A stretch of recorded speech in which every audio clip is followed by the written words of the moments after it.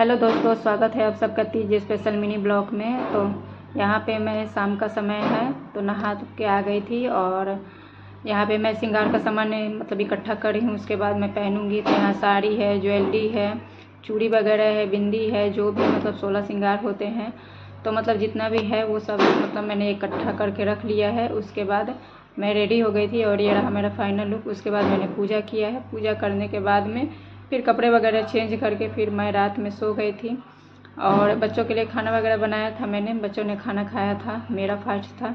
उसके बाद ये रही मेरी मेहंदी और ये चूड़ी मेरी कैसी लग रही है आप लोग कमेंट करके ज़रूर बताइएगा। और मेहंदी मैंने पार्लर में नहीं लगवाई थी, खुद से ही लगाया था।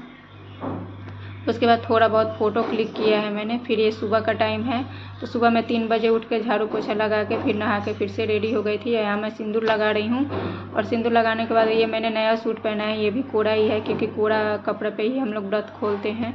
तो यहाँ कुछ श्रृंगार के सामान हम लोग दान में देते हैं तो वो छू के देते हैं। सुबह जैसे नहा के छू के फिर पंडित जी को दान में देते हैं तो वही मैंने छुआ है।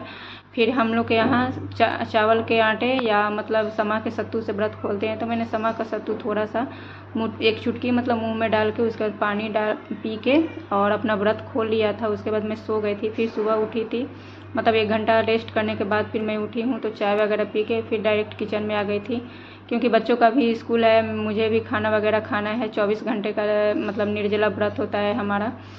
तो यहाँ मैंने खीर बनाई थी, खीर बन गया था। आलू और पनीर की मैंने सब्ज़ी बनाई थी और सादा रोटी बनाई थी क्योंकि व्रत के बाद ज़्यादा मतलब तेल वगैरह चीज़ खाने पे पेट में दिक्कत हो जाती है। तो यहाँ मैंने सिंपल रोटी बनाई थी, उसमें घी लगा दूँगी और बच्चों को लंच दे दूँगी और मैं भी अपना व्रत मतलब व्रत तो मैंने खोल लिया था लेकिन पारण जो होता है वही पारण करूँगी।